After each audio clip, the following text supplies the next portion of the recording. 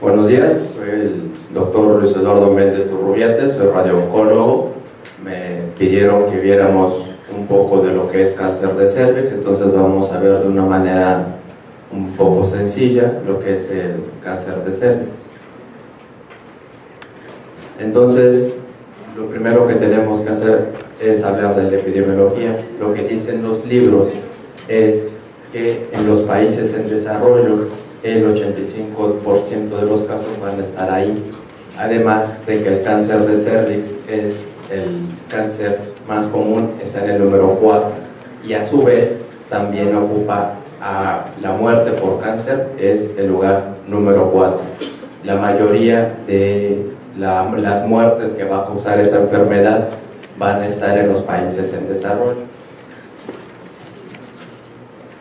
En el 2018 Globocan saca estas gráficas donde corrobora lo que dicen los libros. Nosotros tenemos que como primera causa de incidencia por neoplasias en mujeres es el cáncer de mama, luego colon y recto, luego pulmón, y con el 6.6% que corresponde a casi 520,000 casos está el cáncer de cervix. Y también por muerte en el 2018 en primer lugar está cáncer de mama, luego pulmón, luego colon y recto, y con el 7.5% a nivel mundial está cáncer de cervix con 312,000 casos, lo que equipara o lo que dice es que el 55% de los casos de cáncer de cervix se van a morir.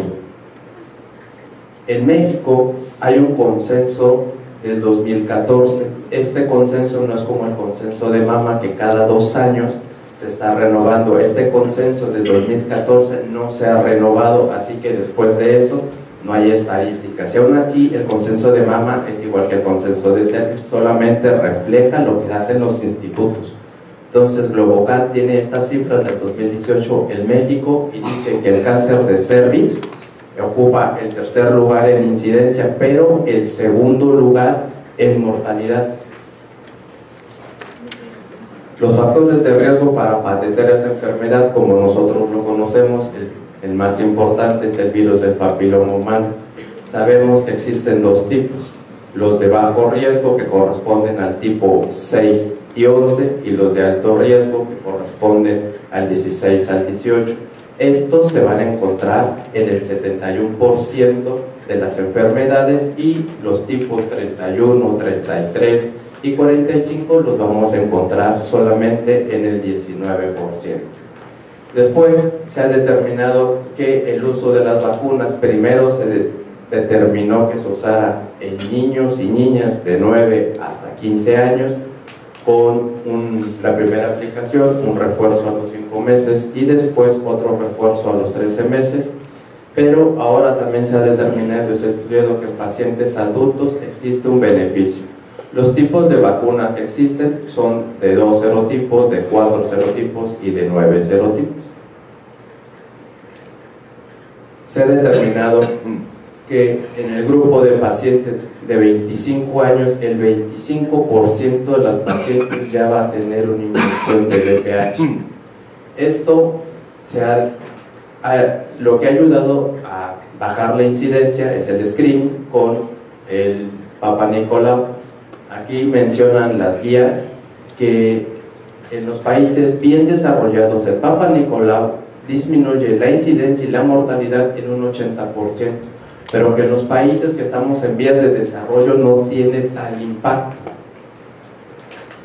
Como otros factores de riesgo nosotros podemos encontrar el tabaquismo, que tenga múltiples parejas, que tenga multiparidad, que haya tenido un inicio temprano de relaciones sexuales, múltiples infecciones sexuales, la edad. Como síntomas, los síntomas más cardinales que tenemos es la descarga vaginal, el sangrado postcoital, el sangrado transvaginal intermitente. También puede presentar dolor pélvico, dolor y edema en miembro pélvico, pero estos 3 generalmente reflejan que la enfermedad está localmente avanzada. Nosotros debemos conocer que el cáncer de cervix tiene una diseminación linfática, hematógena y por continuidad. Cuando vemos que la diseminación linfática, si vemos de abajo hacia arriba, que es por donde corre, están los ganglios persacros, los parametriales, paracervicales, ilíacos externos, internos, comunes, hasta llegar a los paraórticos. También en etapas muy avanzadas se puede encontrar un ganglio supraclavicular. Es raro, pero sí llega a pasar. Nosotros podemos más o menos estimar por etapa clínica que una etapa clínica 1 tiene un 15% de afección linfática, una etapa clínica 2 tiene un 30% de afección linfática y una etapa clínica 3 va a tener un 45% de afección linfática. Esto es necesario conocerlo porque para cuando llega un paciente de primera vez que tenga el protocolo de estudio completo para que podamos determinar cuánta enfermedad tiene el paciente. La diseminación hematógena pues son los órganos a distancia que generalmente nos van a mandar una etapa clínica 4, como puede ser hígado, hueso y pulmón, y por continuidad pues sabemos que los órganos que tiene junto es el recto y la vejiga. ¿Qué ocupamos para el diagnóstico? El estándar es el Papanicolau. Ahora se le pide un test de BPH, una visualización con ácido cético, lo que es la colposcopía. Todo este kit nos va a dar una certeza. También podemos encontrar las lesiones atípicas, de las cuales el 80% no van a progresar, pero también podemos encontrar los NIC. Los NIC 1, el 50% no van a progresar, pero de los NIC 2, el 20% no van a progresar, así que el resto tienen la oportunidad de progresar. Sabemos que los NIC 3 tienen cierta posibilidad de llegar a ser un in situ. Un in situ es una lesión que no ha traspasado la membrana basal. Además, para continuar el protocolo de estudio, nosotros necesitamos pedirle una biometría hemática. Estos pacientes, como tienen la posibilidad de sangrar, necesitan tener una hemoglobina, según los estudios, entre 13 y 10, y una química sanguínea para ver su función renal. También se pide una tele de tórax. En pacientes que sean sintomáticos, se puede pedir una tomografía de tórax, un TAC de abdomen y pelvis simple y contrastado. En etapas clínicas 2 o con que tengan afección por imagen de recto y vejiga, se pide una citoscopía y una colonoscopía. El PET, que es de lo más nuevo, que ocupa un trazador. Esto generalmente es un TAC más el uso del trazador, y esto nos va a dar una fusión que nos da esta imagen. Generalmente no es de uso tan común por el costo que implica el PET. Para nosotros en radioterapia el tener un PET nos ayuda mucho, ya que como se ve aquí pinta y nosotros podemos fusionar con el TAC de nosotros y pintar exactamente donde está la enfermedad. Fuera de eso, el PET generalmente está usado para seguimientos o recurrencias. La histología del 60 al 80% van a ser epidermoides, el resto van a ser adenocarcinomas. Generalmente se dividen en grado 1 bien diferenciado, grado 2 moderadamente diferenciado y grado 3 pobremente diferenciado. Entre mayor grado la respuesta pues va a ser menor. Una vez que nosotros tenemos todo lo anterior, podemos integrar el famoso TNM, tumor, ganglios y enfermedad a distancia. Entonces la NSCN lo separa por etapas clínicas. Tenemos la etapa clínica 1, que la divide en A1 con una invasión menor de 3 milímetros y una A2 que llega hasta menor de 5 milímetros, 1B que lo divide en 1, 2 y 3, menor de 2 centímetros, de 2 a 4 y mayor de 4 centímetros. Las etapas clínicas 2 que las divide en 1 y 2 con una lesión mayor o menor de 4 centímetros. La 2B con afección a los parametrios, la 3 con afección hasta el tercio de la vagina, que lo corresponde a la etapa clínica 3A, en los pacientes que tienen afección hasta el tercio inferior de la vagina. Además de las cadenas ganglionares que ya mencionamos, se tienen que incluir las cadenas inguinales. En los 3B que tienen afección a la pared pélvica y o hidronefrosis, y las 3C generalmente corresponden a los ganglios pélvicos. C1 son pélvicos y C2 son paraórticos. Las etapas clínicas 4A con afección a órganos de continuidad y la 4B a órganos a distancia.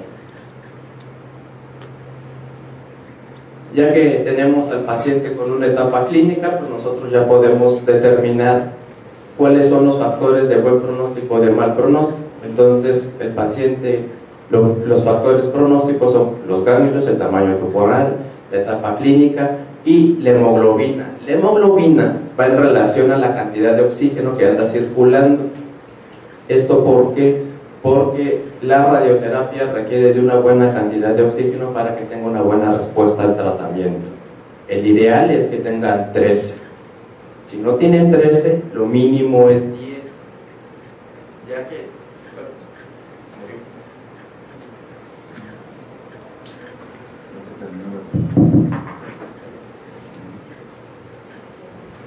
Ya que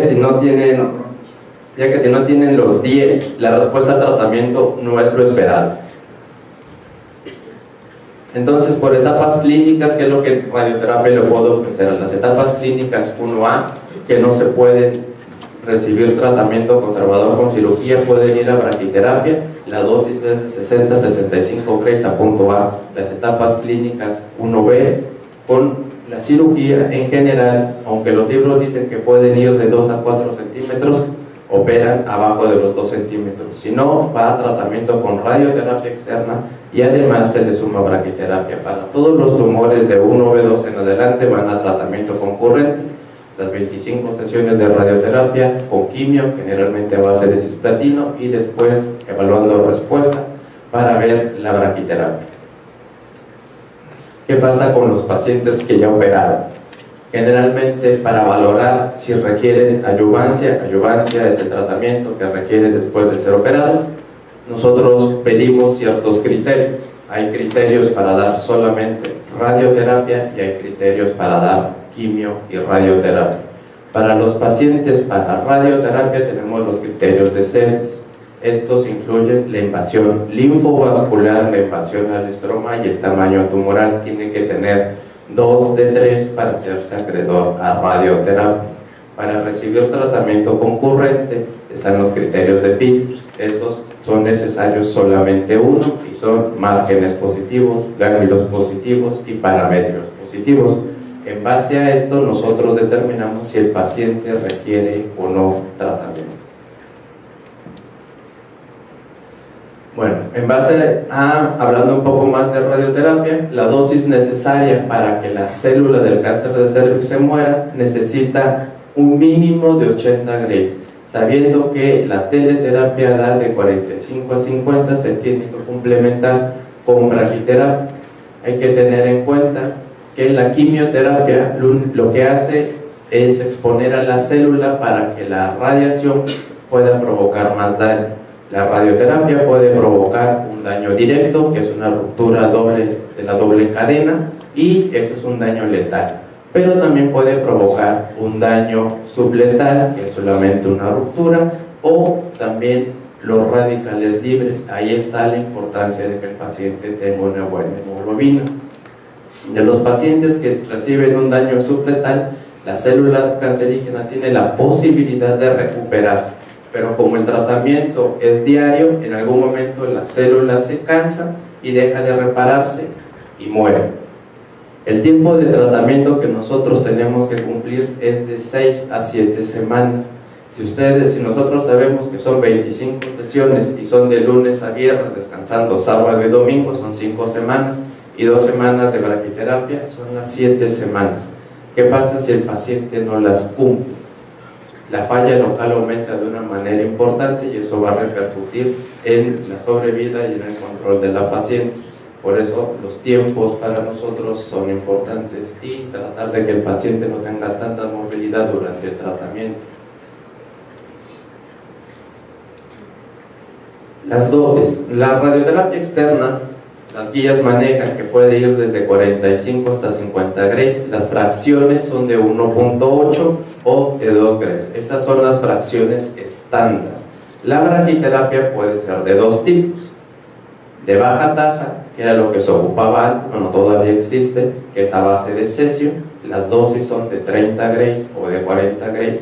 La diferencia de esto es que la fuente despacha la dosis de 0.4 a menos de 2 Grays hora. Entonces, para juntar 3000 o 30 Grays, la paciente se tenía que quedar acostada 2 días, sin moverse, sin hacer nada. Y para juntar las 40 Grays eran quedarse acostada todo un día y luego una semana después otro todo el día.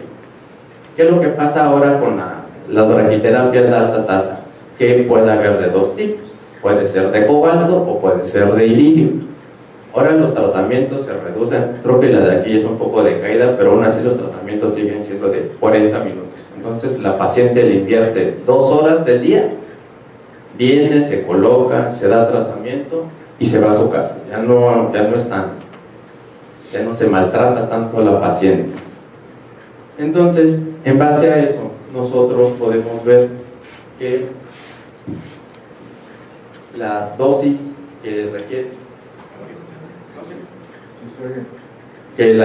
requiere pueden ser de 5 sesiones de 6 Grays, 4 sesiones de 7 Grays o 3 sesiones de 8 Grays. Aquí lo que se hace es, el paciente que es buen respondedor pero tiene una enfermedad muy voluminosa, va a 4 sesiones. Paciente muy respondedor con enfermedad no voluminosa, va a 3 sesiones. Y eso ayuda a que los pacientes circulen más rápido. La radioterapia ha evolucionado desde los campos clínicos, los campos 2D con placas ortogonales y después el 3D conformal, pero los límites del campo de radioterapia no han cambiado. Nosotros sabemos que el límite superior es L4 o L5, el límite inferior son los ganglios, los agujeros obturadores, o 3 centímetros abajo del borde inferior del tumor. Los bordes laterales son de 2 centímetros de la línea innominada, y en la placa lateral el límite posterior es S2 y el límite anterior es la sínfisis del pubis. Con todo esto queda esta figurita, y con esto nosotros podemos determinar o asegurar que las cadenas ganglionares y el primario va a recibir la dosis que nosotros estamos enviando. Hay que tomar en cuenta que para los que son 3A, que tienen afección del tercio inferior, los campos inguinales van como por aquí. Antes, como no se podía medir qué estábamos haciendo, se tenía que ocupar Serroven para bloquear las crestas y las cabezas femorales, porque la tolerancia de estos son de 45 a 50 Grays. ¿Qué pasa si le damos más? Se fractura. Y si se fractura, fractura hecha por radioterapia no pega. Es lo mismo que fístula hecha por radioterapia no cierra. Entonces sí teníamos que tener cuidado, y generalmente se trataban con electrones. No había más, era lo que teníamos y funcionaba. Ahora lo que tenemos es un TAC simulador, y además tenemos estos láseres que se llaman labs. Con estos nosotros marcamos a la paciente donde se cruzan los haces, se les pone una marca, después un balín, después un tatuaje, y esto nos asegura que se pueda repetir de la misma manera en el número de veces. La radioterapia requiere de que esto sea reproducible, de que el paciente se pueda colocar en la misma posición. Por ejemplo, hay pacientes como cáncer de próstata que requieren 42 sesiones en algunos tipos de tratamiento. Los pacientes de cervix requieren 25, las mamas requieren 25, y así sucesivamente. Esto nos asegura que lo podamos hacer la cantidad de veces necesario y le estemos dando al sitio de interés.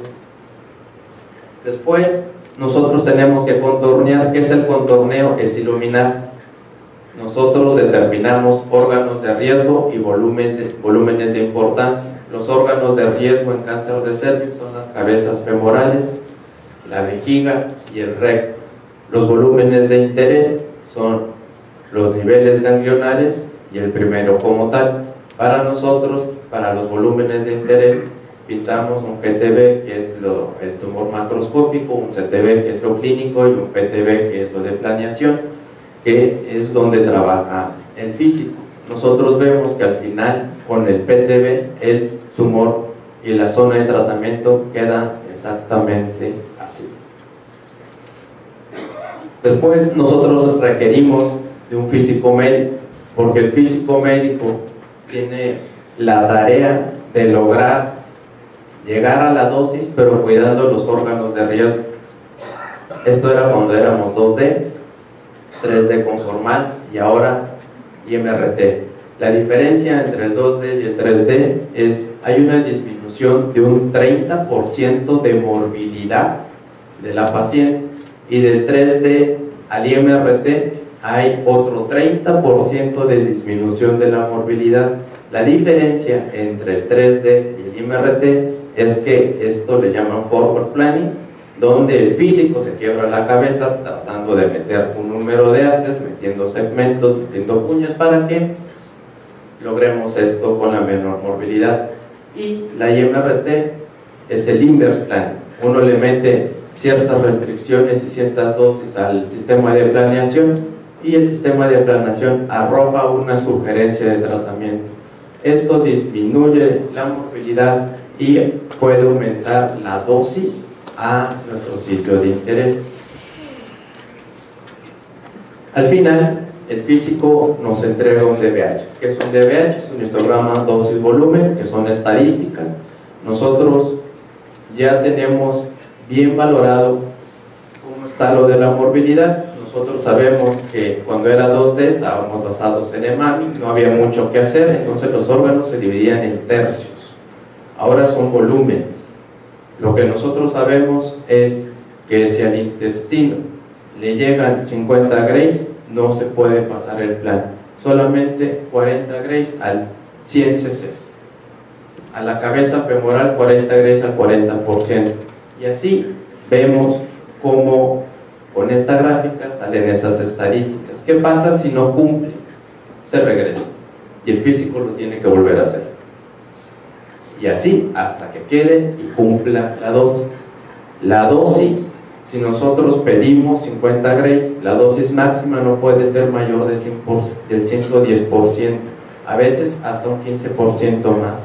Y abajo no puede ser menos del 7%, a veces se acepta hasta el 90%.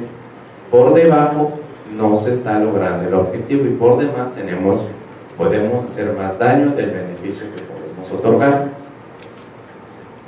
Una vez que logramos todo eso, el paciente ya puede pasar a tratamiento. Se vuelve a colocar igual que lo simulamos, se vuelven a ocupar los láseres para que vuelva a coordinarse todo, se toman las placas ortogonales y el paciente puede iniciar su tratamiento. Una vez que el paciente recibe sus 25 sesiones y que tiene una buena respuesta, viene la braquiterapia. Esta es la colocación de radiación dentro de la vagina por un sistema, por un tándem y por unos cólogos. Eso es un sistema Fletcher y se calcula por un sistema llamado Manchester. Generalmente hay unos puntos A y unos puntos B. El cálculo de estos puntos, que es lo que nos da el tratamiento de radiación a los ilíacos externos comunes y a cierta parte de los paraórticos, además de un tratamiento local de la enfermedad. Es como un incremento, es un boost para dar el tratamiento local. Si el residual no puede ser hasta 2 centímetros, se puede intentar tratar. Si sobrepasa, no hay beneficio de darles braquiterapia y se les puede dar una sobreimpresión con radioterapia externa. Los órganos de riesgo pues siguen siendo el recto y la vejiga, se siguen calculando para que nosotros podamos llegar al final a tener esta pera, que esto es lo que nos asegura que el tratamiento está donde debe de estar.